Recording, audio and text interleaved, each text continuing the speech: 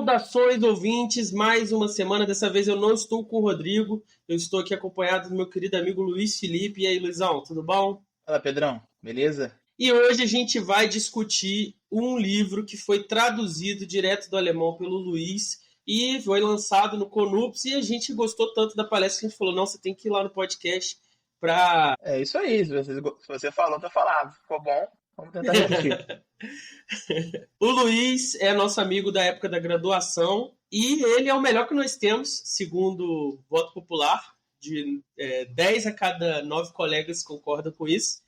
E hoje a gente vai fazer um passeio por esse livro que ele traduziu, que é o Phaedon, mas não é o Phaedon do Platão, como eu falei, veio direto do alemão, é o Phaedon do Mendelssohn. Então, daqui a pouco eu vou passar a palavra para ele e vocês vão conhecer um pouco mais desse autor e desse projeto desse autor, que tem a ver, né, com o Phaedon do Platão, né, Luiz? Mas não é. Absolutamente. E aí, minha última pergunta para você, Luiz, antes da gente continuar, é você que pula os episódios com convidados, o que você tem a dizer para você mesmo agora que você é um convidado? Eu, então, normalmente não me assistiria, né? Se eu fosse vocês. Mas vamos lá tentar fazer o máximo e o melhor para quem gosta de sofrer e é isso aí. Então, se você é igual o Luiz e pula os episódios com convidados, não pule esse, porque vai começar mais um Não Precisa Copiar.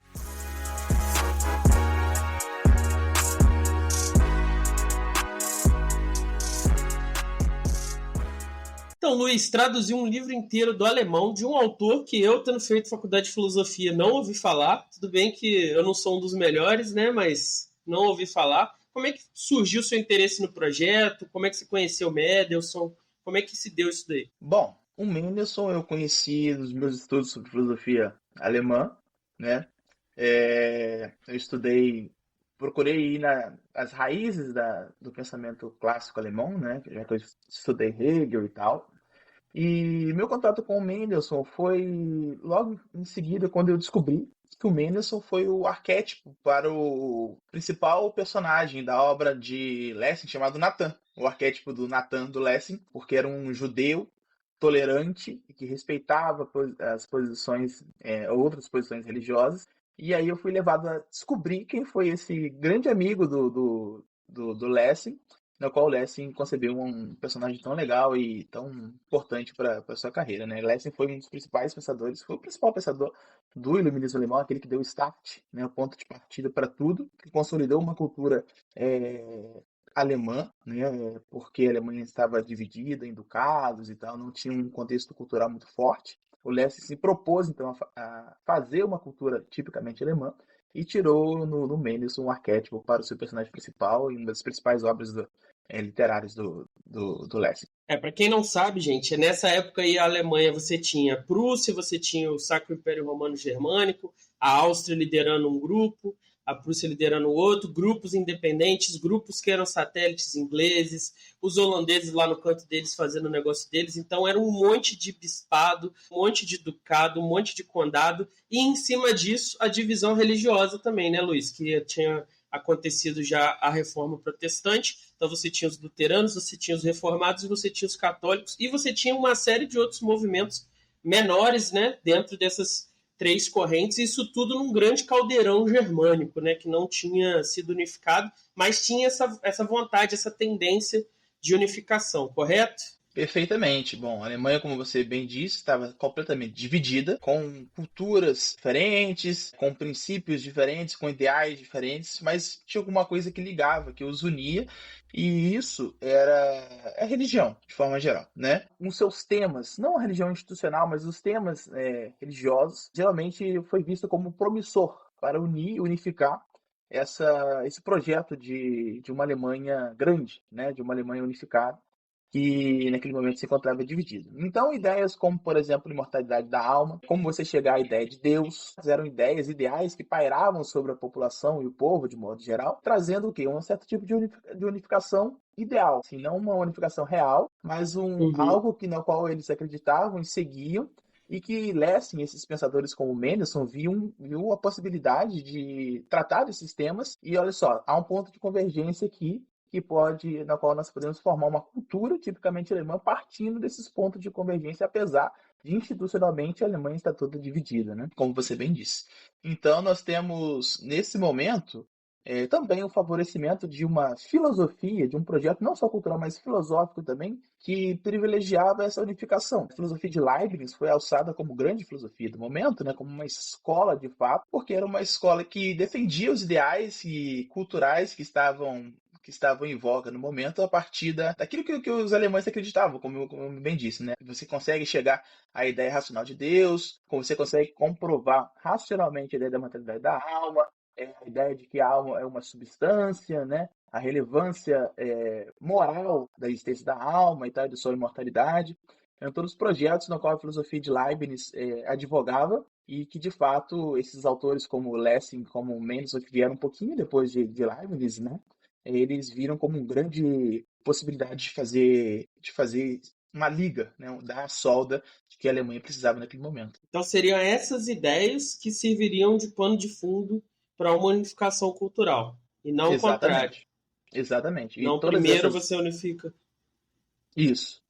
Isso existia essas ideias que pairavam, né? Essas ideias pairavam inicialmente. O Lessing vai fazer uma literatura, o Mendelssohn vai fazer um outro tipo de literatura utilizando elementos filosóficos, né? Mas de toda forma produzir uma cultura que de fato pegasse os elementos que pairavam em torno dessas ideias e consolidasse isso para dentro do povo, de modo geral, né? Então, o Mendelssohn, nesse sentido, ele está ligado com todo esse contexto do iluminismo alemão, trabalhando aí nessa franja da cultura, das ideias. Mesmo que ele não tenha ficado famoso igual Kant, ele está no fundo disso tudo aí. Sim, com certeza. Um desses temas que pairavam, como eu disse, né, da escola leibniziana, né, a escola racionalista de Leibniz, é a ideia da mortalidade da alma. E o Mendelssohn escreveu o principal texto sobre a mortalidade da alma do ponto de vista iluminista, e esse texto é o Phaedon, né, no qual eu traduzi aqui. Então, ele teve uma contribuição gigantesca para isso. Mas você está falando aí do contexto do iluminismo, mas a gente conhece mais também o iluminismo da matriz francesa. E lá a abordagem é diferente, né? Você pode comentar um pouco a diferença desse iluminismo alemão para esse iluminismo francês? Sim, sim. Basicamente, a diferença foi o seguinte: a Alemanha, como nós colocamos, estava dividida, diferentemente da França, que estava unificada, e eles não queriam dividir ainda mais a Alemanha. Então, eles falaram assim: olha só, pegar a religião, né, no qual o povo acredita, é devoto, e tentar fortalecer isso através de argumentos racionais, em vez de destruir por dentro a institucionalidade da religião, algo assim do tipo, é muito mais proveitoso para a gente, né? Do que seguir o modelo francês e tentar falar que isso não presta, ou que a religião é um discurso vazio, sem sentido, ou algo do tipo assim. Vamos favorecer, né, a ideia a defesa de elementos, desses elementos religiosos, como a ideia da mortalidade da alma, como a ideia da existência de Deus, através de um argumento racional, robusto, forte, né? E porque isso aí vai o quê? Vai atrair a população, o povo, vai fazer o povo estar unificado a partir de um caldo cultural e religioso, né? A religião faz parte desse movimento, né, cultural, e isso vai favorecer a gente a conseguir unificar esse povo que está tão dividido. Outra questão nesse sentido, do contexto do iluminismo alemão, é que, obviamente, a escolha do Phaedon e a escolha do Sócrates como personagem não foi leviana, né? O Phaedon trata desse tema, apesar da forma de argumentar e do que é considerado um bom argumento na antiguidade ser diferente da época do iluminismo. Como a gente viu, por exemplo, esse tipo de investigação na França já não faria tanto sentido naquele contexto, mas aí dentro dessa raiz do Leibniz, aí, do racionalismo do Leibniz, já faz mais sentido. Então, por que essa escolha? Qual é a relevância dessa escolha, desse título, desse personagem, desse diálogo, como intertextualidade aí do autor que você traduziu? Bom, Phaedon, do Platão, é um texto onde Platão trata do tema da imortalidade da alma. E esse tema da imortalidade da alma, ele era muito caro para esses, como eu disse, para esses pensadores iluministas alemães, só que a partir de uma outra matriz, de uma matriz racionalista, a qual nós podemos explorar um pouquinho mais aqui, diferentemente da abordagem de Platão. Tratar desse tema no iluminismo alemão seria algo programático, né? E Sócrates, Uhum.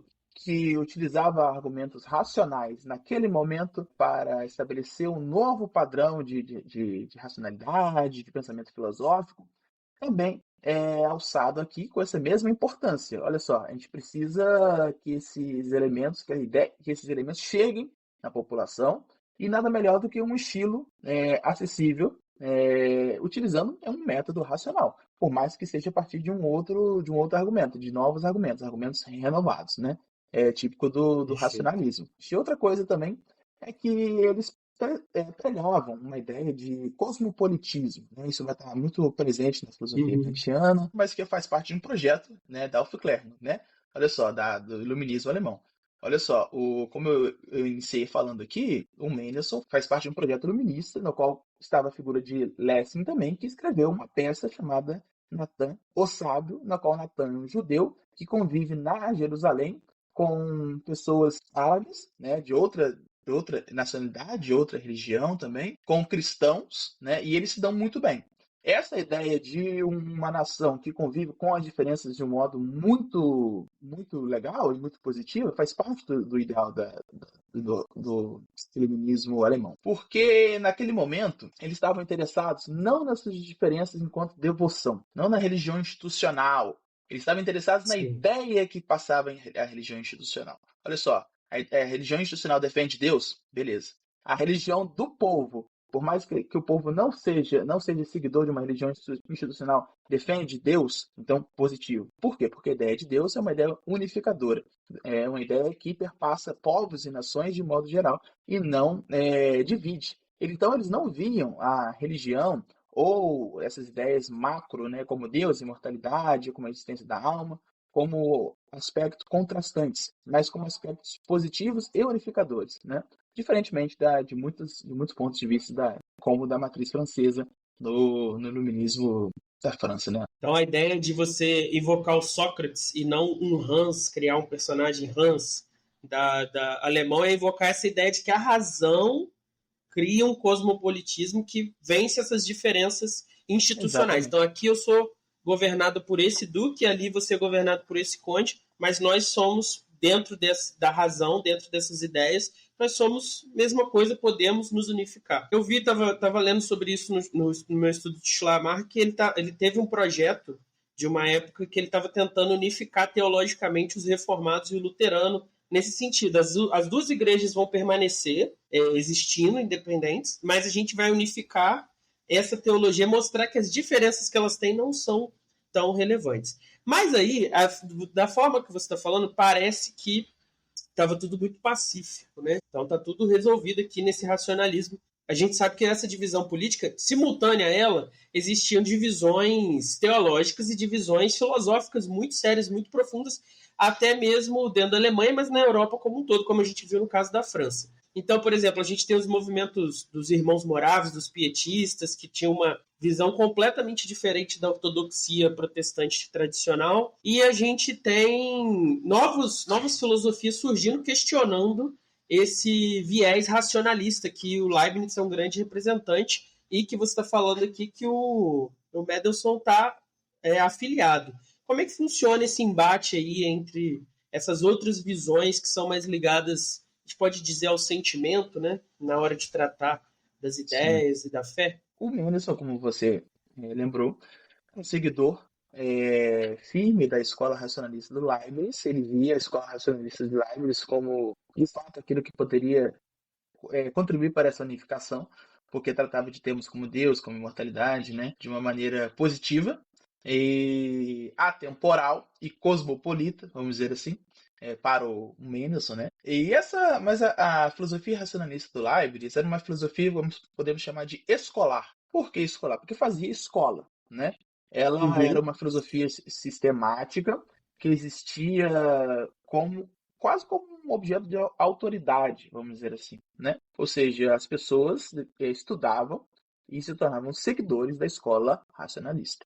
Bom, nesse momento também está surgindo na Alemanha, como você bem disse, um movimento pietista de questionamento desses elementos mais racionalistas. E o que o pietismo, basicamente, muito grosso modo, eles colocavam? Bom, olha só, a ênfase na valorização do sentimento humano individual. Olha só, o que vale para a ideia de Deus é a minha conexão direta e imediata através do sentimento com Ele. Não necessariamente eu seguir uma escola, eu estudar, desenvolver um argumento ou seguir um argumento racional muito forte sobre a existência de Deus. Não, não é os argumentos racionais que me levam a Deus, é o meu sentimento de pertencimento a Ele. Bom, essa era a Perfeito. ideia do pietismo de modo geral. Esses novos tempos estavam chegando na Alemanha, criticando ou até mesmo colocando em xeque essa institucionalidade da escola racionalista do Leibniz. Veja só que não é uma ruptura com a ideia do elemento fundamental, a ideia do elemento fundamental que é a existência de Deus, a imortalidade da alma, né, como eu Uhum. disse anteriormente. Não é uma ruptura com isso. É um outro viés, uma nova tentativa de chegar a esses temas. Aquilo que antes Perfeito. na filosofia escolar de Leibniz estava engessado, estava colocado de modo, vamos colocar, racional, sistemático, no qual eu deveria seguir através do meu raciocínio, com o pietismo é colocado a partir do momento que eu me sinto como pertencendo a essa ideia geral de Deus, né, ou desses elementos, que eu tenho uma alma, que minha alma é imortal, e assim vai. Então, nesse momento, o levante, né, do pietismo e questionando a ortodoxia luterana, não só a escola de Leibniz, mas também a ortodoxia luterana, na qual você deveria ir à igreja, na qual você deveria cumprir os sacramentos, né? A ênfase aqui é na valorização do meu sentimento pessoal com Deus. Muitas pessoas pararam de ir à igreja, né? Olha só, o Uhum. contato com Deus está diretamente dentro de mim, né? Deus está dentro de mim. Ao mesmo tempo, você Sim. tem um questionamento com a ortodoxia luterana, você tem um questionamento com o modelo sistemático, racionalista de Leibniz e Wolff, né? Botando aqui uma figura que era um seguidor de Leibniz, que era o Wolff, né? E que era alemão também. Então, nós temos o deslocamento do assento da razão para o interesse no sentimento humano. É uma espécie de humanismo espiritualizado, como eu gosto de colocar. Então a gente tem um interesse no tema, só que a gente tem uma abordagem diferente. E assim, filosoficamente, quem que vai representar essa outra abordagem frente ao Mendelssohn e à abordagem iluminista dele? Olha só, a gente pode colocar dois pensadores aqui que não são alemães, como filosoficamente relevantes para essa abordagem, que entra na converge com o pietismo, que é essa tentativa de ênfase mais no sentimento humano. Esses dois autores são Hutcheson e Shaftesbury, que são autores ingleses, não são alemães, e eles vão falar o Uhum. seguinte: olha só, nós deveríamos valorizar o senso moral e religioso, o nosso senso humano, não a minha capacidade racional de seguir padrões, de o que a minha razão me diz para ir à igreja, comungar, algo assim do tipo. Não. Eu deveria explorar aquilo que eu sinto, meu sentimento, né? Então, essa possibilidade, essa proposta de valorização do sentimento humano, na possibilidade do acesso a Deus e às verdades, como, por exemplo, a imortalidade da alma, como, por exemplo, a existência de um Deus benevolente, né? Então, nós temos um afastamento na Alemanha, graças a essas ideias que foram introjetadas ali, né?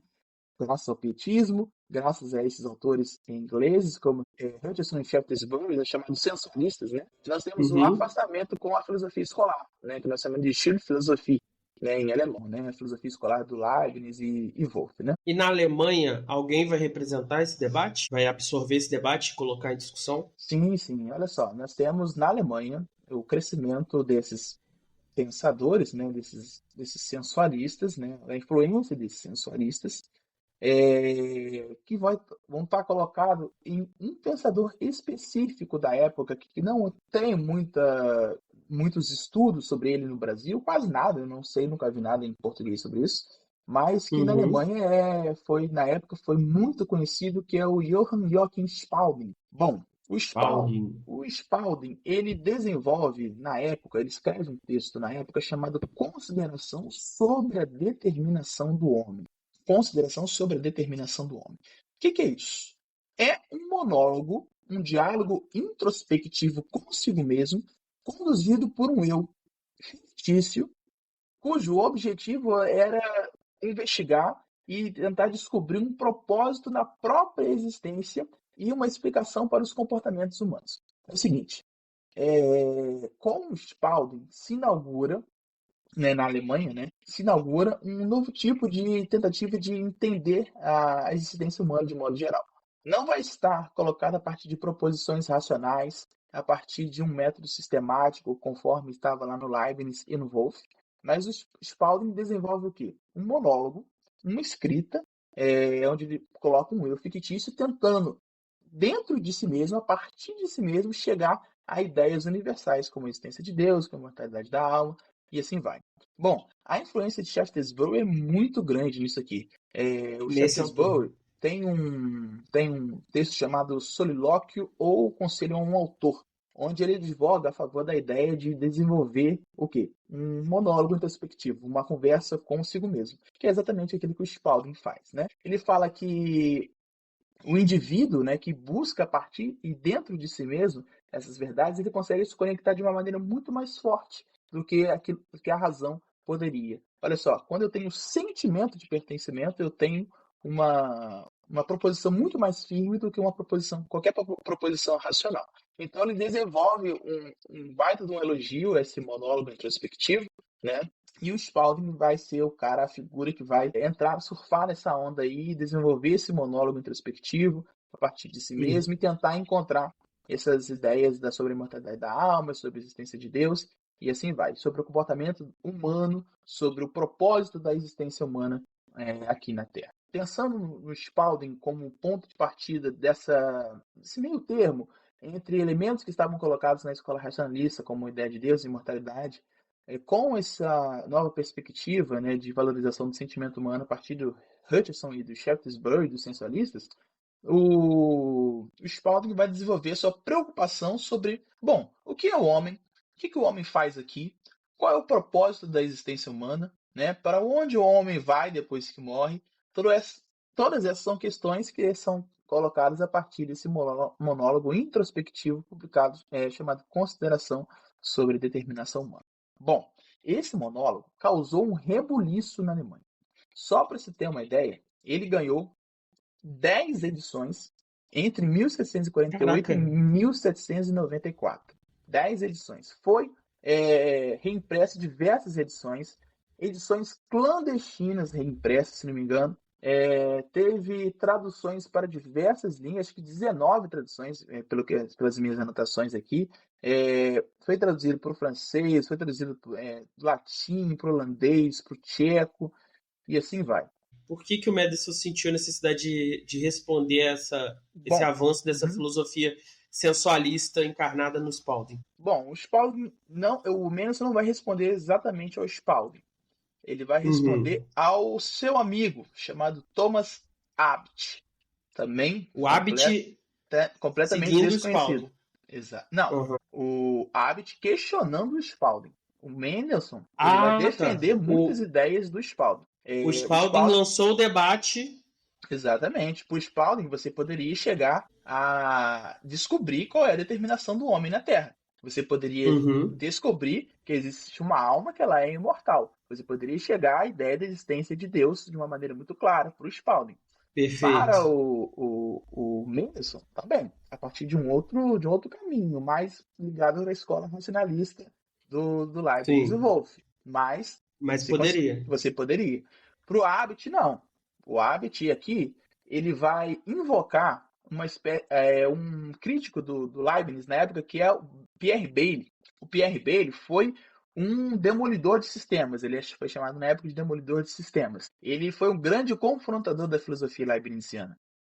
E o Abbt, muito amigo do Mendelssohn, ele começa a trocar cartas com o Mendelssohn. Olha só, esse diálogo do Spalding me soa um pouco estranho, eu não concordo muito bem com isso, com aquilo. E o Mendelssohn a todo momento, olha só, não, mas olha isso aqui é positivo, isso aqui é legal. Aí eles decidem.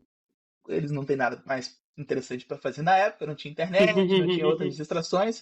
Olha só, vamos debater através de cartas. Não tinha um Play 5. Não. Vamos debater através de cartas, então.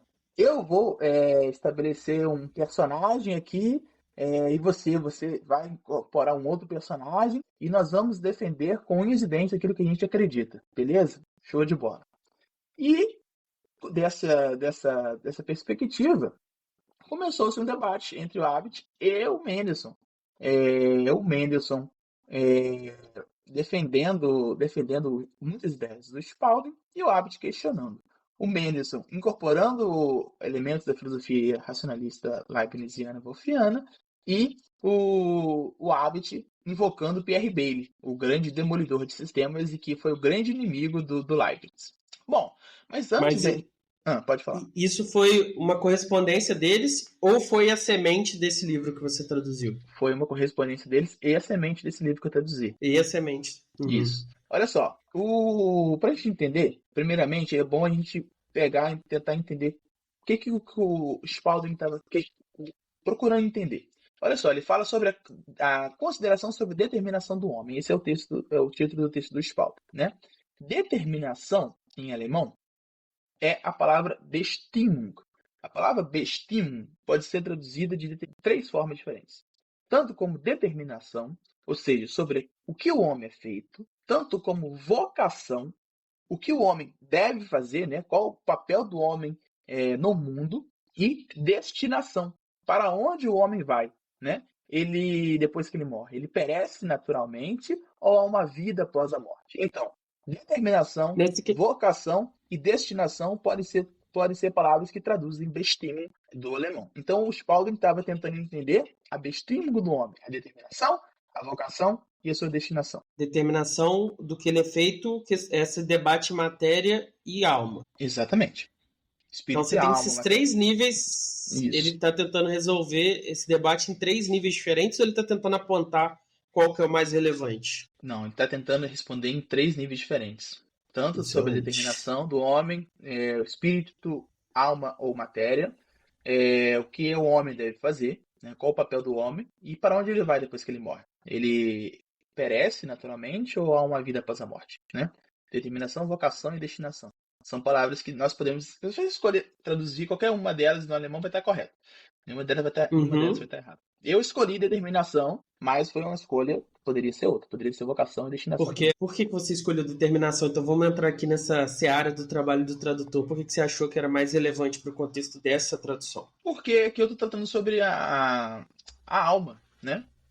No Fedon, é o diálogo sobre a alma. E a questão da determinação é sobre o que o homem é feito. Né? O que é mais importante dele? O seu espírito, né? A sua alma ou a matéria?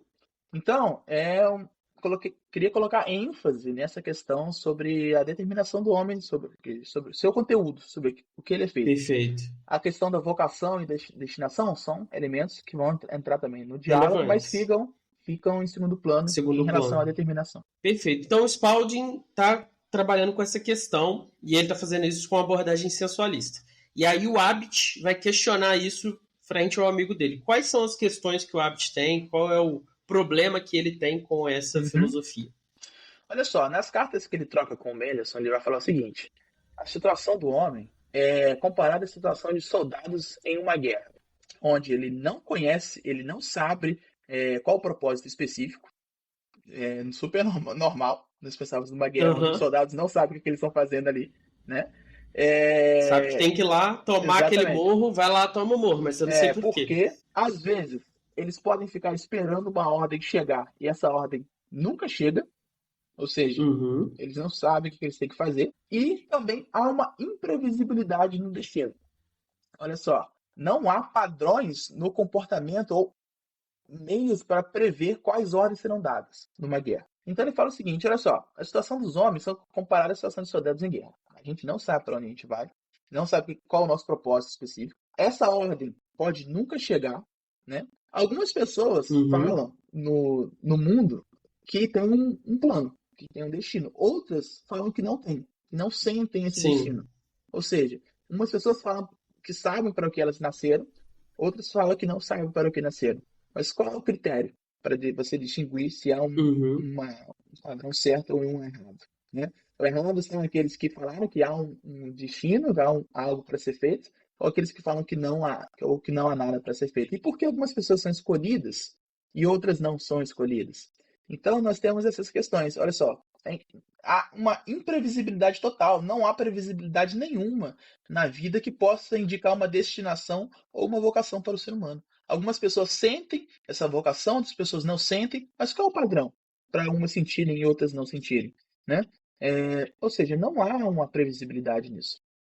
Ele Se todo coloca mundo tem uma alma e tem uma destinação, por que que todo mundo não sente isso, não vê isso com clareza, né? Essa que é a questão exatamente. Olha só, se para você ele. está advogando pela razão, se você acha que a razão é universal, devia ter algo distintivo na razão humana, se ela é universal, que unificasse esses sentimentos, essas questões sobre qual é a vocação do homem, o que, que o homem deve fazer, né, para onde ele vai. Então, o homem é como soldados numa guerra, na qual ele não sabe para onde ele vai, qual a ordem pode nunca chegar, né? E se a ordem chegar para algumas pessoas e para outras não, por que não para mim? Né? Por que para aqueles ali e não para mim? Por que para aquele batalhão e não para esse aqui? Ou seja, nós não entendemos a ordem ou o pensamento daquele que há por trás, dando a ordem das coisas. Ou Uhum. seja, não há previsibilidade no padrão de Deus, se Deus existir. Vamos dizer assim. E aí, diante disso, é que vai vir a discussão que a gente vai ver na segunda parte, Isso, tentando responder a exatamente. isso. Olha Nesse só, momento aqui é o momento das cartas, ele das está cartas atuando trocadas. como Bailey. Isso, exatamente. O Abbott está atuando como ovelha, conversando com o Mendelsohn. O Mendelsohn dá umas respostas, nenhuma delas definitivas na Uhum. minha perspectiva. A resposta definitiva do Mendelsohn vai ser o Fanon, ou sobre a mentalidade da alma. Ou seja, aquilo que ensejou que o Mendelsohn escrevesse esse diálogo e publicasse esse texto foi a conversa com o Abbott. Isso está colocado no prefácio do livro que eu traduzi. O Mendelsohn mesmo disse que essas discussões com o Abbott foi o que ensejou ele escrever esse texto. Só que o Abbott não viu porque ele morreu antes do texto ser publicado. E Aí, se o Madison acredita mesmo na imortalidade da alma, talvez o Abbott tenha lido, né? Vai talvez saber. ele tenha lido, vai saber. Exatamente. Então, esclarecido esse contexto, então a gente vai agora para o Fedon do Mendelssohn. Como funciona o diálogo, quais são os argumentos principais que ele se propõe lá.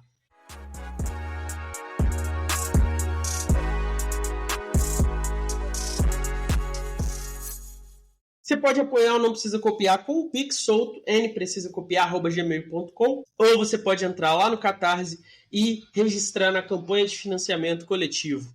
De um jeito ou de outro, você ajuda muito a gente se você comentar, curtir e compartilhar os vídeos que são do seu interesse com pessoas de interesses afins.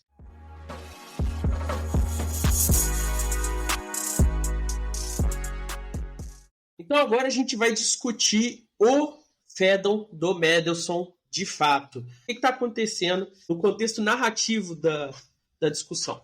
Mesmo do Fedon no Platão. Então, se você já leu o Fedon, spoiler. Exatamente. A questão aqui pro Mendelssohn, na época, tratar sobre o tema da imortalidade da alma era muito importante porque respondia a uma questão fundamental colocada pelo seu amigo Abbott, que é sobre a determinação do homem.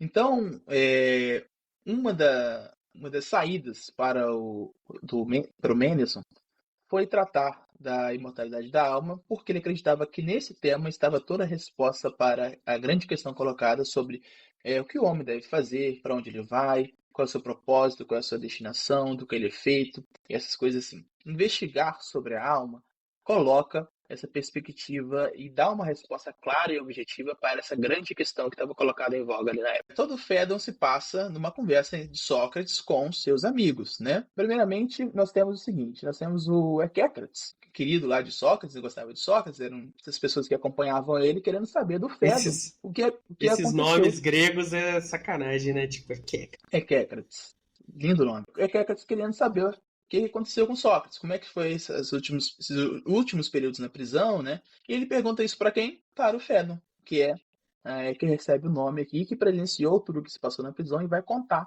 o Equécrates aquilo que ocorreu. Né? a E gente então, sai desse, a mocinhas, gente sai desse enquadramento lá do Fedon com Equécrates e entra agora na narrativa do isso, Fedon sobre a prisão. E aí lá o Sócrates está exatamente. discutindo. Isso, exatamente. E aí, quando o Fédon vai contar pro Equécrates o que aconteceu, a história que ele conta é o diálogo de Sócrates com esses personagens, né, esses seus amigos aí na prisão. O Críton, Cebes, Cimes, assim vai. Por que aconteceu esse diálogo? Porque o Sócrates a execução dele atrasou. Né? No momento que ele está conversando com esses seus amigos, com esses seus discípulos, ele não foi executado antes, por quê? Porque um navio sagrado não tinha retornado de Delos, se não me engano. Né? Enquanto o navio não retornava, não poderia haver execuções na cidade. Não é isso, Pedro? Exatamente. Que proveu o diálogo Fedon foi aí algo fortuito, né? Ou seja, algo que poderia não acontecer, mas aconteceu. Então, como o navio não voltou, começou-se o diálogo. Mas entrando mais no conteúdo do diálogo mesmo, os amigos do Sócrates, ali com o Fedon narrando, né, os amigos do Sócrates questionando o Sócrates, por que o Sócrates, que está prestes a morrer, prestes a ser morto, por que o Sócrates está quase feliz no momento derradeiro de sua morte, no momento que vão retirá-lo de sua vida, vão tomar a vida dele. Como nós conhecemos Sócrates no seu estilo, não é diferente aqui no Fedon do Mênesis, ele vai dar uma série de argumentos, né, para essa ideia de por que ele deveria estar quase feliz, por que ele não deveria se abater, né, perto da hora derradeira da morte. O Sócrates ele vai sentir-se na responsabilidade de fazer uma exortação contra o suicídio. Ele fala assim, amigos, olha só, eu estou feliz, eu estou quase feliz, não vai falar que ele está feliz, né? Eu estou aqui quase feliz com isso, estou aqui resoluto, porque eu acredito em algo superior e que minha alma tem uma destinação. Bom, mas isso fica para depois. Primeiramente, eu gostaria de falar para vocês que isso não é uma apologia ao suicídio. Vocês, por mais que vocês devam não se abater quando chegar da hora da morte, não quer dizer que vocês têm que tirar a vida de vocês, não. Muito pelo contrário. Exato. Olha só, eu estou aqui dessa maneira, mas eu percebo em mim, a todo momento, uma atividade constante de preservação, né, e de forças que me protegem da destruição prematura. O meu corpo ele é dotado de forças, né, que me preservam e não deixam que eu morra prematuramente. Então, por que eu deveria ir contra essa providência que me é natural? Por mais que eu esteja desse modo, satisfeito com a minha destinação, isso não quer dizer que eu vou ir contra a providência divina que dotou meu corpo de forças que me protegem. Então, isso não é uma apologia ao suicídio, muito pelo contrário. É uma exortação contra o suicídio. O fato de eu estar quase feliz não quer dizer que eu seja um apologeta da ideia do suicídio. Deixa eu ver se eu entendi então. Eu acredito na alma, mas eu também não sou. Isso não quer dizer que é leviana a alma. Eu não posso. Ah, tô de saco cheio dessa vida, eu vou me matar e vou pro outro. Não, olha só, eu tenho aqui no meu corpo, quando eu tô debaixo d'água, eu começo a sentir espasmos buscando ar e eu com muita força vou subindo. Isso aí não é um reflexo consciente, é algo que meu corpo reage para eu conseguir respirar. Eu me machuco e o meu corpo produz uma casca e fecha a ferida e eu não controlo isso, é ele tentando se preservar. Eu fico sem comida e o meu corpo diminui meu metabolismo. É claro que o Sócrates e o Mendelssohn talvez não soubessem disso, mas o corpo reduz o metabolismo para você sobreviver com um pouco de comida que você está consumindo. Então, todos esses esforços que tem ao seu redor, internos e externos, para manter a sua vida, são um indício de que essa vida é importante sim, você tem que preservar ela, mas aí na situação do Sócrates é diferente. Uma coisa é você trair a verdade para preservar a vida, outra coisa é você preservar a vida diante da adversidade, diante de um problema. Seria essa a ideia, né? É isso aí. Isso já indica um pouco sobre a determinação do homem, né? Ou seja, Uhum. a sua destinação também. Não necessariamente ele vai retirar a própria vida, porque ele percebe em si mesmo elementos que preservam a vida dele a todo momento. Ou seja, isso é muito importante já dar uma resposta prévia para aquela pergunta sobre do que o homem é feito, para onde ele vai, né? Qual é o sentido da vida, essas coisas assim. Ou seja, não interromper a preservação das forças que o protegem. Vamos agora passar esse momento da disposição sobre a exortação contra o suicídio do Sócrates, né? O Sócrates ele vai adentrar especificamente na primeira prova. A primeira prova consiste em seguir a primeira prova sobre a mortalidade da alma, né? Só para explicar de uma maneira mais detalhada. A primeira prova consiste em mostrar como o corpo é oneroso, como o corpo me dificulta, como o corpo dificulta que eu possa levar o meu espírito e me concentrar naquilo que de verdade importa. Olha só, em diversos momentos da minha vida, quando eu estou estudando, quando eu estou lendo, eu sinto fome, eu sinto sede, né? A minha voz falha, né? Eu não consigo Sim. eu não consigo dar conta de tudo aquilo que eu preciso, né? Ou seja, eu sou distraído a todo momento, seja por alguma coisa passando, seja pelo cansaço que eu sinto da leitura, né? Ou seja, quando eu estou tentando elevar o meu espírito, elevar a minha mente, pensar e me concentrar nas coisas que de fato importam, o meu corpo dá demonstrações de que ele não aguenta. Ou seja, o meu corpo dá demonstrações de necessidade, de carecimentos que me afastam daquilo que de fato me eleva, né? Ou seja, então, Sócrates vai dar esse exemplo e falar assim, olha só, o corpo ele é fonte de distrações e de transtornos, né? Ele interfere na busca pela verdade e me oferece a todo momento ilusões, né? Quando eu estou lendo um livro e eu estou muito engajado com aquilo ali, o meu corpo pode me dar algum sentimento de carecimento dele próprio e eu tenho que voltar as atenções para o meu corpo e não para aquilo que de fato importa, que é elevar a minha alma, o meu espírito. Então ele fala o seguinte: o corpo está presente, né? Não podemos negar a existência do corpo. Não. Então, há duas possibilidades. Ou nós nunca conheceremos a verdade de fato, porque o corpo sempre vai ser oneroso e sempre vai me atrapalhar. Eu nunca vou conseguir chegar a caminhos corretos, né? Ou só conheceremos a verdade após a morte, depois que nós morrermos, depois Uhum. quando a nossa alma estiver livre do corpo. Duas possibilidades claras. Então, a possibilidade de uma existência da alma como uma consequência necessária para a elevação do espírito, né? O Perfeito. conhecimento da verdade. A primeira prova parte dessa noção da onerosidade do corpo, que, segundo o Mendelssohn, é muito mais forte em Platão do que nele mesmo. Isso nas palavras do próprio Mendelssohn, né? No Uhum. diálogo, e eu também percebo isso. No diálogo que eu traduzi do Mendelssohn, essa onerosidade do corpo é muito mais forte em Platão do que no Mendelssohn. Por quê? Porque o Mendelssohn está partindo de uma escola que vem de uma escola racionalista, né? Como bem sabido aqui, não precisa copiar, já explorou isso em episódios que eu já ouvi sobre Descartes, né? Descartes acreditava numa alma em duas substâncias, né? Res extensa e na res cogitans, ou seja, a res extensa faz parte do plano, né? Ele Sim. não é descartável, ou seja, são duas substâncias importantíssimas, a pensante e a material, né? A extensa, vamos colocar assim. Então, para o Mendelssohn, o corpo faz parte. Para o Platão, o corpo é oneroso. Mas Mendelssohn dialoga e coloca o seu raciocínio de acordo com o ponto de vista grego para o diálogo prosseguir. Vamos dizer assim, metodologicamente. O corpo Uhum. é menos oneroso para Mendelssohn do que é para Platão. Claro isso? Tranquilo? Claríssimo. Olha só, seguindo o argumento mendelssohniano, aqui cabe uma primeira demonstração do seu ponto de inflexão em relação à filosofia socrática, né? Se ele seguiu essa onerosidade do corpo, tal como Platão coloca lá, aqui ele vai estabelecer um ponto fora da curva e vai argumentar a partir de uma outra proposição. Ele vai argumentar o seguinte: olha só, não há aniquilação na natureza. A natureza não trabalha aos solavancos. E não há na natureza uma passagem imediata de um estado para o outro. Ou seja, há uma gradação. Logo, não há uma passagem do ser para o nada. Então a alma não poderia ser aniquilada. Por quê? Porque a aniquilação da alma, a destruição da alma, seria uma passagem do ser para o nada, né?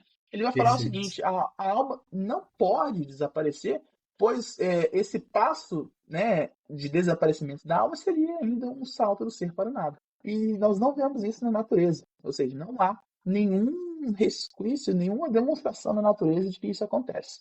Com a alma não poderia ser diferente. Simultâneo a esse debate aí, a gente tem o Lavoisier que disse a famosa frase: nada se cria, nada se perde, tudo se Tudo se transforma transforma. no contexto das ciências da natureza.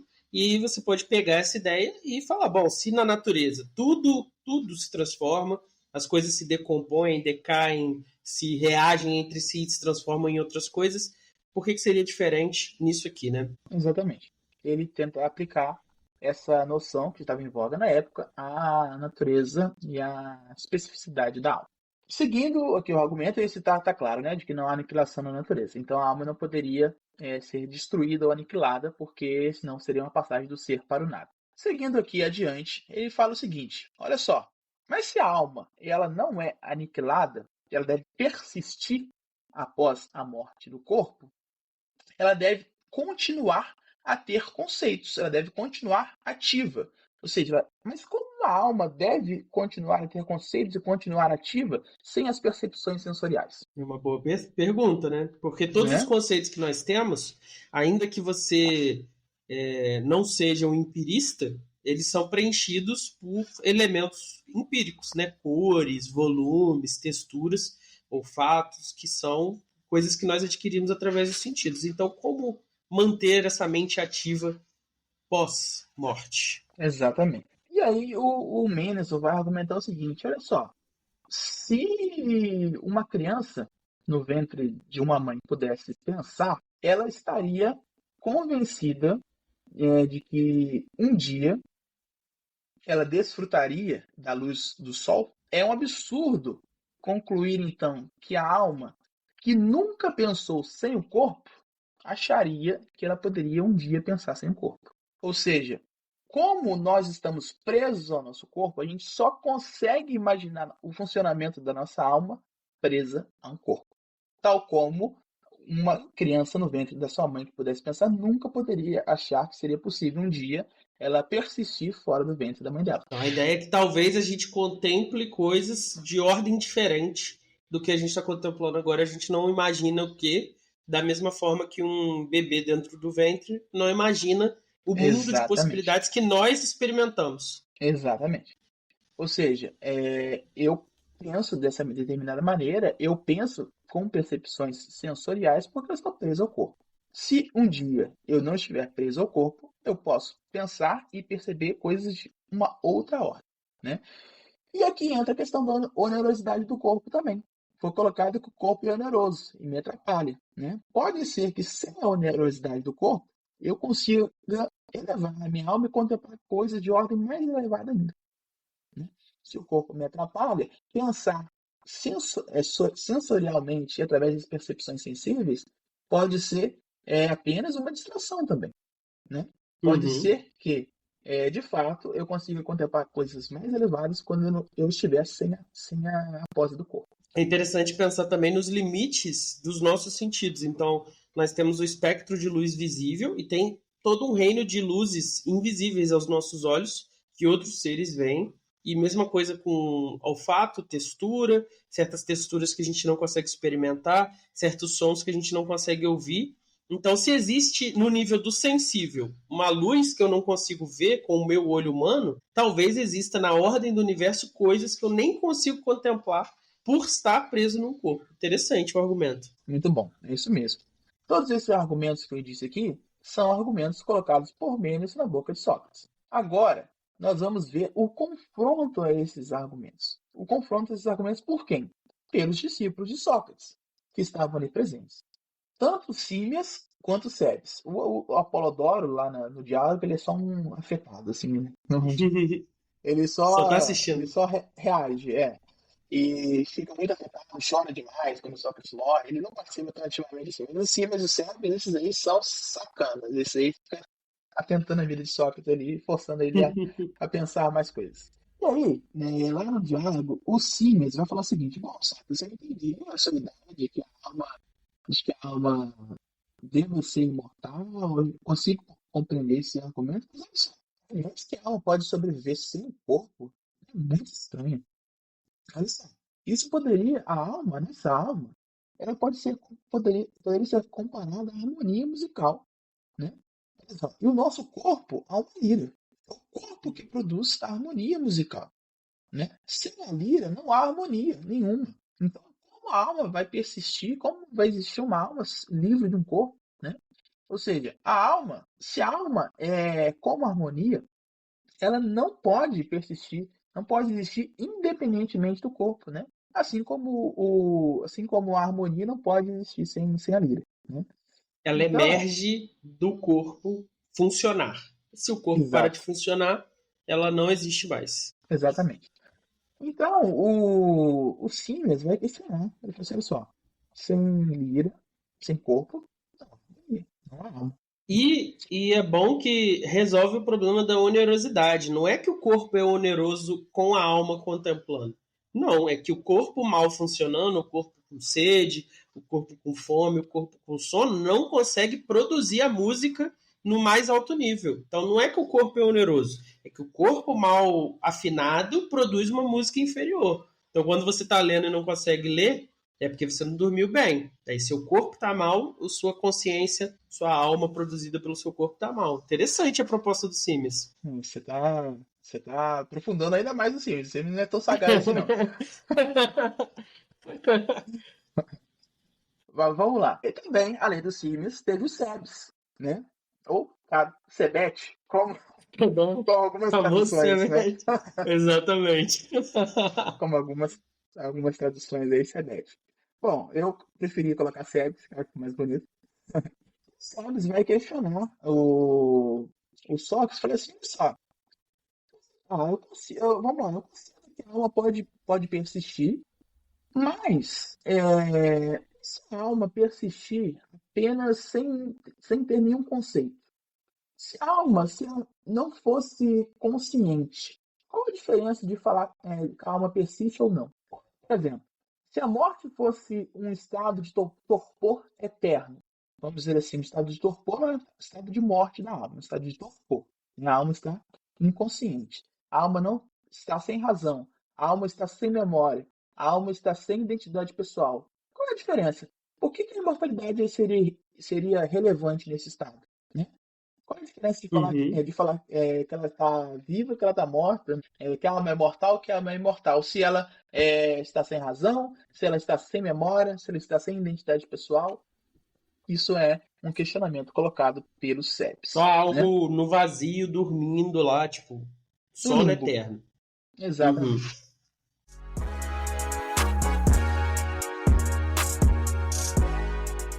Esse programa foi feito com o apoio de Sabiá Registro de Marcas. Se você fez uma tradução de um livro, se você tem o seu próprio livro que você quer registrar, você pode procurar a ajuda deles, o link aqui na descrição, e usa o nosso cupom NPC10. Bom, vamos lá. Sócrates, então, começa a responder esses seus amigos na segunda prova, que está no segundo diálogo.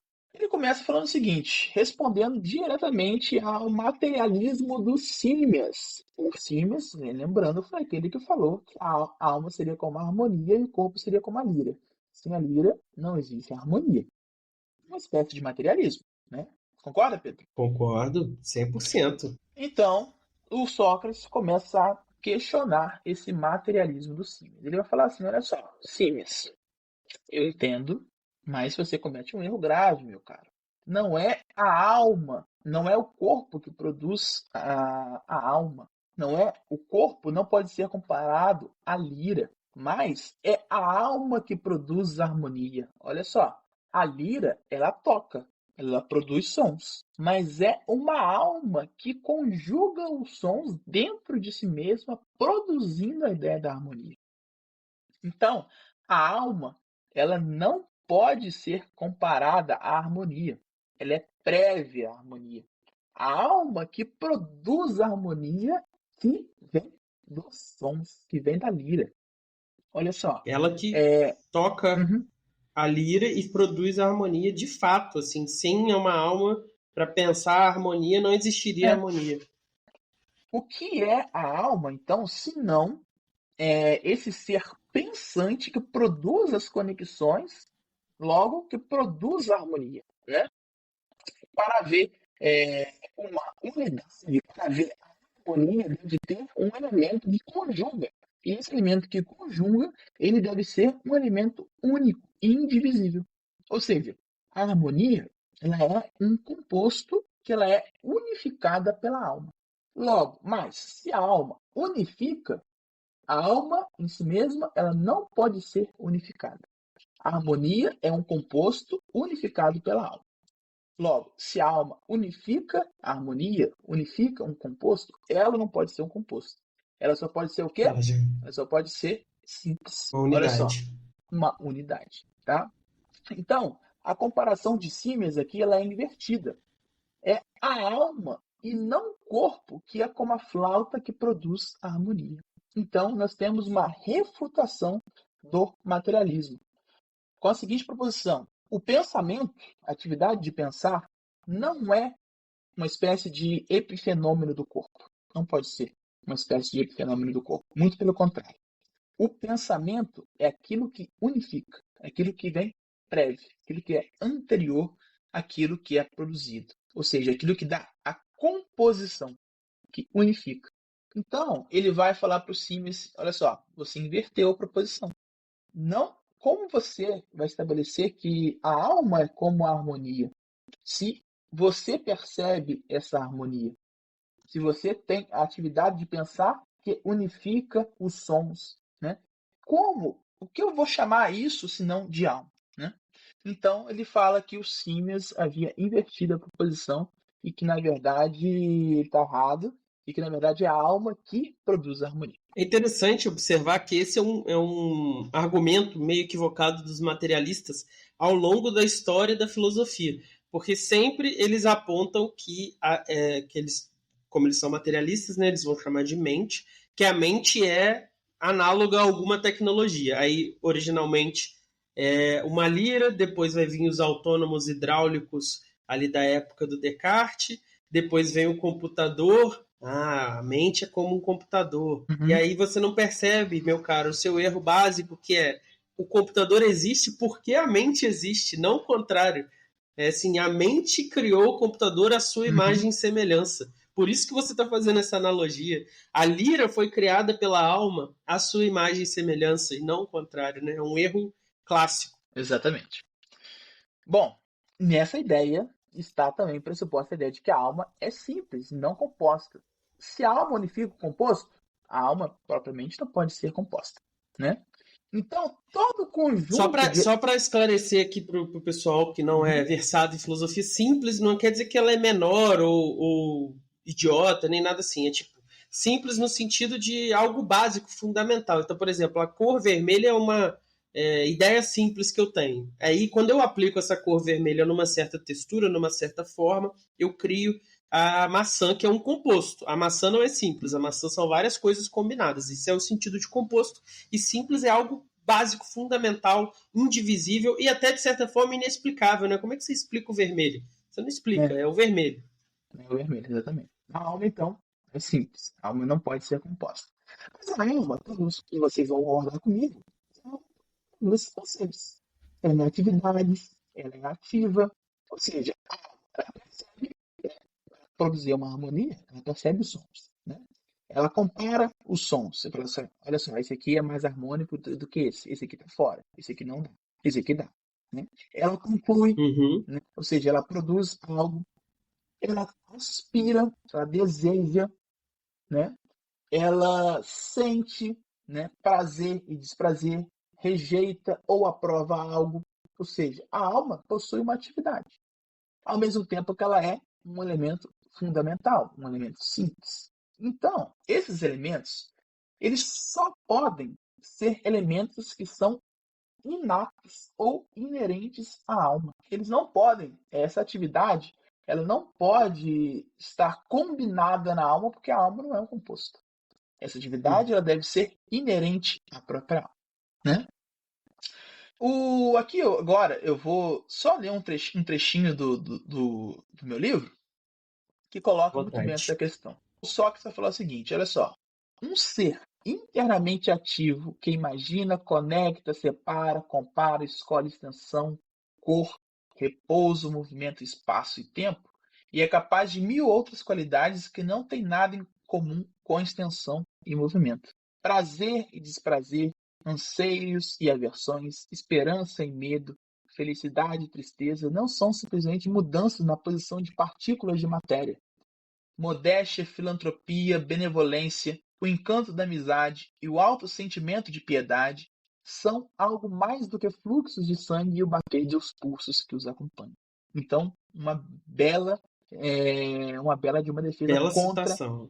a noção de que esses elementos são elementos que provêm da matéria, né? Ou seja, são elementos que provêm da própria alma, vamos dizer assim. Exatamente. Né? A ideia aqui, ouvinte, a ideia aqui, espectador, é a seguinte: quando você fala que ama alguém, você não quer dizer que o seu cérebro está secretando um hormônio tal na presença da outra pessoa. Não é isso que você quer dizer. Você quer falar de algo mais profundo. Você está falando sobre a destinação sua com aquela pessoa, né, Luiz? O que que você Exato. quer com aquela pessoa? O que que você quer construir com aquela pessoa? O que que ela significa diante das outras pessoas, diante do mundo? O que que você está disposto a fazer para estar com aquela pessoa, para manter aquela pessoa viva, bem, confortável, saudável? Então isso é completamente diferente de, meu cérebro secretou uma substância tal. É claro que a gente não nega que o cérebro secreta uma substância tal. Essas coisas não são reduzíveis umas às outras, são coisas diferentes. Exatamente. Seria muito opaca uma vida onde o meu amor por uma pessoa fosse só a disposição de algo no meu cérebro, né? Então, assim, Exatamente. o menos rejeita essa ideia fundamentalmente. Eu queria estar em contato direto com um grande jornalista da época. Não sei como se pronuncia direito, porque é em francês, eu não sou versado em francês, né? Acho que é Lamette-Rier, se não me engano, que morava na época em Berlim. Ou seja, morava ali, dividia a cidade com Mendelssohn. E o Lamette-Rier era um grande materialista da época, né? Então ele está em contato direto com essas ideias materialistas. Então, Sócrates, na sua terceira prova, ele vai falar sobre a possibilidade de desenvolvimento da alma. Olha só, como nós chegamos anteriormente à seguinte proposição de que a alma possui a capacidade de perceber, de concluir, de esperar, de desejar, de sentir prazer e desprazer, nós falamos que a alma possui atividades. Pessoas diferentes, com práticas diferentes, com cultivos da alma diferentes, vai desenvolver essa capacidade de diferentes maneiras. Então, a alma vai exercitar e desenvolver suas faculdades que são inatas ou inerentes de uma maneira bem particular, né? Todos os espíritos possuem essas faculdades, essas capacidades, só que eles desenvolvem essas faculdades de uma maneira diferente a partir da prática. Ou seja, se você contempla uma música mais elevada, se você é uma pessoa que a todo momento busca vencer a onerosidade do corpo, que apesar do corpo estar te atrapalhando ali, você mantém um nível de leitura desejado, se você é alguém que eleva a sua alma, você vai desenvolver, exercitar sua capacidade de uma maneira mais elevada de que aquele que de fato não faz nada, né? Que a todo Uhum. momento está preocupado com o desenvolvimento do próprio corpo, que não é uma pessoa versada ou que se preocupa em ler um livro, que não se preocupa em escutar uma boa música, que não se preocupa em nutrir, né, a sua alma com aquilo que há de melhor, né? Ou seja, as pessoas desenvolvem as suas capacidades de maneiras diferentes. Então, há a possibilidade de um desenvolvimento. Aqui nós chegamos à ideia de que a alma, ela não só ela é fundamental, não só que ela possui capacidades que são inerentes ou inatas, mas que ela possui a capacidade de se desenvolver de uma maneira diferente. Então, voltando àquela questão lá sobre a destinação do homem, pessoas diferentes vão desenvolver suas faculdades inerentes de maneiras completamente diferentes. Isso não quer dizer que a alma não existe. Não quer dizer que o homem não tem uma destinação. Não quer dizer que, apesar de certas pessoas sentirem chamadas, terem um chamado, terem uma vocação, e outras não, não quer dizer que essas que não sentem não possuem essa capacidade de sentir. Apenas que elas não desenvolveram sua capacidade de uma maneira adequada ainda, né? Ou seja, voltando àquele argumento que eu tinha exposto lá no início. É a mesma coisa que você pergunta assim, pô, se a matemática é verdade, por que tem gente que não sabe matemática?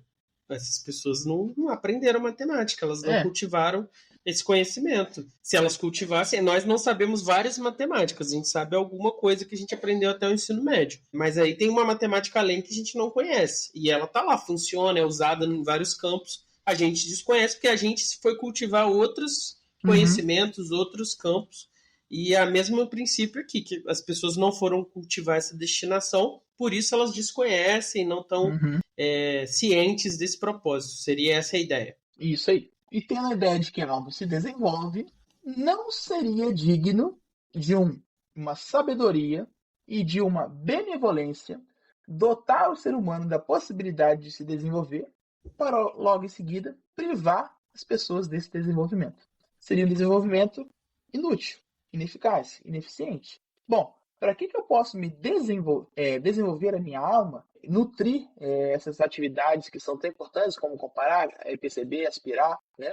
Desejar da alma, se a partir de qualquer momento ela pode ser retirada de mim. Olha só, se eu pratiquei, se eu li Sócrates, se eu li Platão, quer dizer, se eu li Aristóteles, se eu me nutri na filosofia, se eu fui um seguidor fiel de Tomás de Aquino, se eu me comprometi filosoficamente, se eu nutri com leitura de boa literatura, se eu sou um versado em Dostoiévski, se eu sou um versado em literatura russa, se eu sou um conhecedor de Machado de Assis, se eu aprecio a boa música, tomo um bom vinho, sei distinguir aquilo que é bom e aquilo que é ruim, a partir de um rompante isso pode acabar.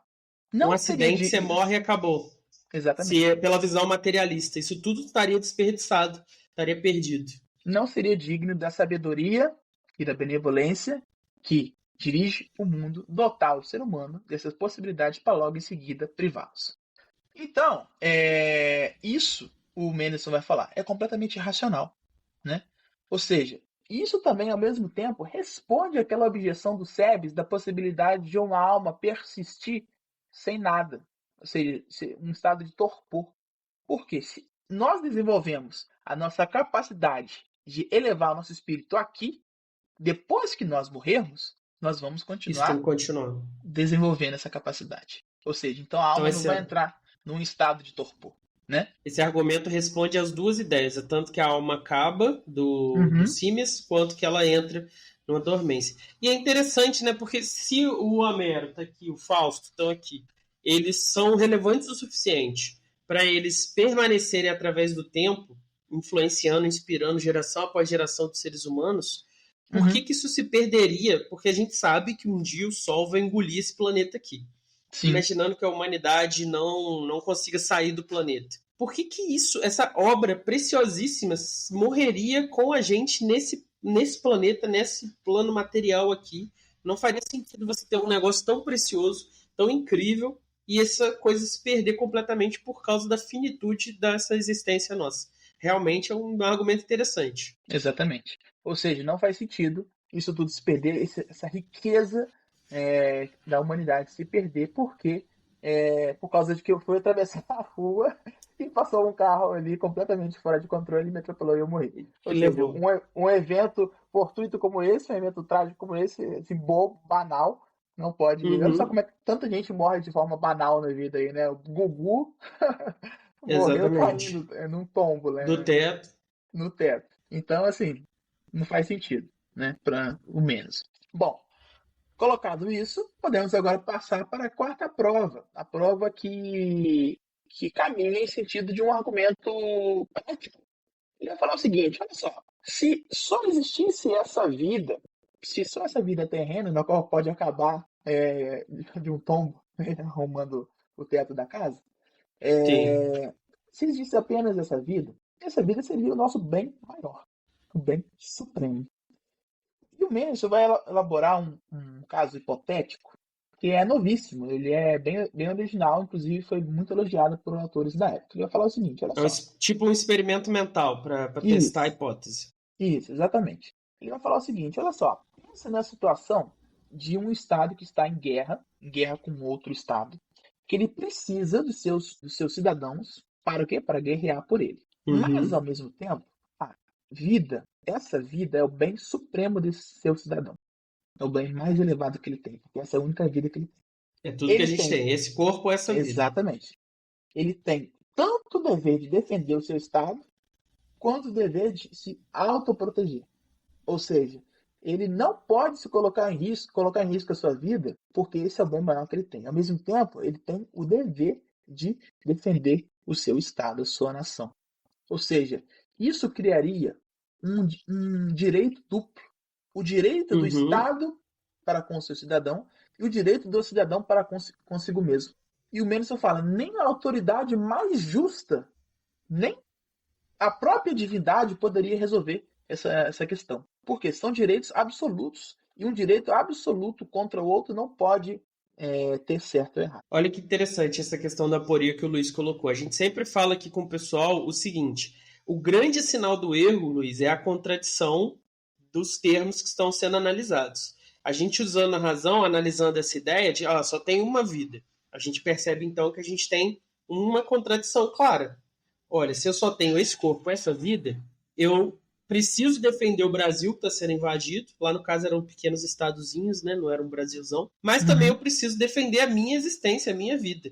Então as duas coisas são justas, as duas coisas são necessárias, são devidas a mim, e as duas coisas são o completo oposto. Então há uma contradição clara e distinta aqui, que indica que essa ideia está equivocada, ou que está faltando alguma informação, ou que a gente está entendendo alguma coisa errada. Né? Esse é o exercício da filosofia. Você mostra que uma ideia tem um limite, e aí desse limite a gente propõe a solução, o oposto, ou uma recontextualização dela, uma reconfiguração de uma definição, e é o que a gente está vendo aqui. Essa ideia materialista ela tem um limite claro, nessa situação problema que o Mendelssohn colocou na boca do Sócrates. E aí, qual que seria a solução para você resolver esse impasse? Exatamente. A solução para resolver esse impasse é acreditar que essa vida, que não é apenas essa vida que existe. Exatamente. O nosso Se tiver uma alma imortal, fica muito claro que o meu dever é ir lutar e defender a minha pátria, minha família, meus concidadãos, porque se eu morrer na guerra, a minha alma continuará existindo e eu lá, como alma, vou olhar para essa defesa que eu fiz, vou ver minha família, meus filhos continuando vivendo no país em segurança e vou falar, pô, beleza, eu cumpri o meu dever, cumpri o meu propósito. Exatamente. Você vai ter desenvolvido a sua faculdade inata, né? Inerente à alma de honra. Né? O Mendelssohn vai colocar isso também, que eu não trouxe aqui na apresentação, mas ele também vai falar sobre a honra, que é algo pela qual nós vamos levar para a posteridade. Então ainda tem coisas que você não trouxe que o pessoal que comprar o livro e ler vai descobrir lá na leitura. Exatamente. Fica uma questão em aberto em relação ao Mendelssohn, que o Mendelssohn não coloca que eu faço questão de trazer aqui. Ele fala que a questão da imortalidade da alma, ela não é justificada através da necessidade da recompensa em outro plano. Ele fala o seguinte: a pessoa iníqua, né, a pessoa pecadora e tal, não pode ser passada para o outro plano sem um reconhecimento nesta vida dos erros que ele cometeu no caminho para a felicidade. Não pode levar-se a si mesmo, né, e permanecer imortal em sua nova vida fora do corpo, né, sem antes ter percebido os erros que ele cometeu nesta vida, né, no seu caminho para a felicidade. Ou seja, então a imortalidade não é uma recompensa. O outro plano não é uma recompensa para os justos, para os verdadeiros. Não. Nessa vida, o ser humano deve perceber que ele cometeu um erro no caminho para a felicidade eterna. Então fica essa questão aberta. Como ele vai resolver isso? E as pessoas que morrem de repente e não perceberam? Né? Uhum. Aqui entra uma grande exortação para nós continuarmos a investigar e a aprimorar no conhecimento. No Espiritismo, por exemplo, isso vai estar claramente resolvido. A pessoa vai continuar a voltar a reencarnar, né? Essa é a grande questão que eu queria levantar. Não tive muito tempo para levantá-la, mas eu queria levantá-la lá no CONUPS, porque o público, em sua maioria, era espírita. E essa questão do Mendelssohn fica em aberto. Né? Ele fala que, como o outro plano, a outra vida, não é uma recompensa, nessa vida os seres humanos eles deveriam desenvolver essa sabedoria, né, que mostra por que ela não seguiu o caminho perfeito e pleno sempre em sua vida. Quais foram os erros que ela cometeu? Ou seja, ela chegar a uma ideia plena nessa vida dos erros que ela cometeu e que afastou ela da felicidade. Isso é um problema muito relevante, porque ele é judeu, né? A gente pode fazer um paralelo entre o Platão e os espíritas no sentido de que o Platão discute a ideia de metempsicose nos seus diálogos. Não dá para dizer que o Platão acreditava necessariamente nisso, mas ele discute isso como uma ideia fundamental para a possibilidade do conhecimento. Já no caso de uma matriz judaica, até numa matriz cristã tradicional, isso não está colocado, porque existe a imortalidade da alma, mas é uma vida só. Você nasce, você se desenvolve e você parte. Exatamente. E aí é colocado, confundida essa ideia muitas vezes como uma espécie de recompensa, né? Por aquilo que ele quer aqui nesse momento. Né? Bom, mas para continuar, aqui ele coloca de modo definitivo no final a gente continuar investigando, porque mesmo que ele não tenha dado todas as respostas, ele colocou aí, inculcou na nossa mente a possibilidade do diálogo, né, da conversa e da possibilidade de elevarmos a nossa própria alma e nosso próprio espírito através da contemplação das coisas elevadas e continuarmos a investigar, né? Então ele vai colocar assim, só para finalizar, é, usar uma citação do próprio Menes aqui, ele coloca da seguinte maneira: de que forma serão recompensados os virtuosos e os iníquos serão levados ao melhor conhecimento? Se alguém me perguntar isso, eu direi: amigo, você está pedindo mais do que é de minha competência. Eu conduzi por todas as curvas do labirinto e lhe mostrei a saída. Este é o fim de minha competência. Outros indícios podem te levar ainda mais longe. Ou seja, continue a investigar. Eu mesmo parei por aqui. Excelente. E aqui a gente encerra também. E vocês estão sempre convidados a continuar investigando. Comprem o livro do Mendelsohn, leiam vocês mesmos. Dentro com esse contextualizado que o Luiz deu aqui, vocês estão mais do que aptos a ler por si mesmos. Deixem perguntas aí nos comentários do podcast, do vídeo, que a gente, tendo outra ocasião para o Luiz voltar, a gente pode responder elas. E muito obrigado pela sua participação, Luiz. Valeu, Guardando seu retorno para outros projetos. Aí. Demorou, hein? Primeira vez aparecendo aqui nesse canal. Quantos anos? Demorou. Já tem desde 2020, já tem 5 anos. 5 anos. Demorou. Até parece que a gente se conheceu ontem, né? Você achou interessante essa palestra? Levianamente, Mas você, tal qual Hegel, que só vai aparecer no programa 100, que a gente precisava ter uma seriedade, entendeu? Precisava ter uma bagagem para receber Hegel no programa. Você também precisava ter né? Não é o Fred. Fred está aí todo dia comentando política, assuntos pequenos, né? Agora, a grande filosofia, a grande filosofia clássica alemã precisava, entendeu? De um momento, não é qualquer dia que vem, não. Entendi. Vou aceitar essa desculpa sua. Então é isso, pessoal. Esperamos que vocês tenham gostado. Deixe seus comentários. Tchau, tchau.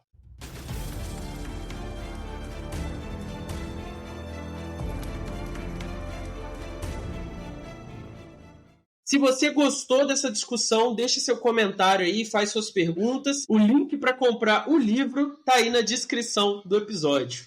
Luiz, antes de você ir embora, o que você indica para os nossos ouvintes aí, literatura, filmes, sobre esse assunto, além do livro que você traduziu, sobre esse assunto da imortalidade da alma, o que você acha que é relevante? Eu vou começar indicando o Fédon do Platão, né, que é uma boa leitura também nesse sentido.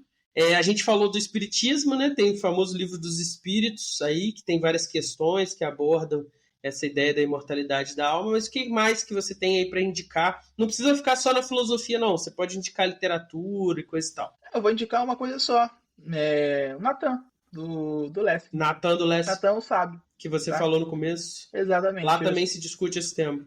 Lá também se discute a questão do cosmopolitismo e dessa visão da convivência entre diversos povos coabitando com o mesmo ideal. Eu acho muito importante.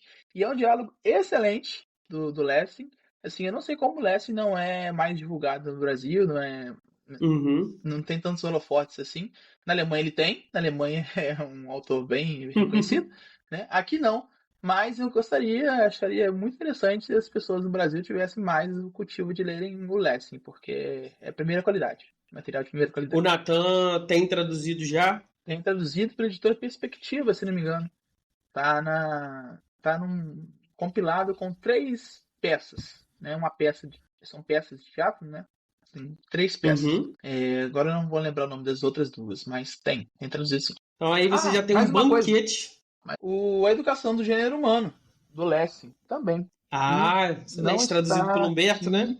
Está aqui, traduzido pelo Humberto, tá? O nosso professor. E, junto com o Fédon que eu traduzi, formam o quê? A dupla imparável do iluminismo alemão. Então, se você quiser se formar em iluminismo alemão, Educação do Gênero Humano do Lessing e Fédon do Mendelsohn. Para começar, né? Que tem que estudar bastante coisa para se formar em iluminismo alemão. Então aí você já tem um banquete filosófico, 2 indicações do Lessing, uma do Mendelsohn e um Platãozinho. Bastante coisa aí, dá para você digerir o ano todo sobre a imortalidade da alma. Então, se você tem interesse nesse assunto, tem interesse nessa discussão, tá aí o convite para vocês irem além. É isso aí.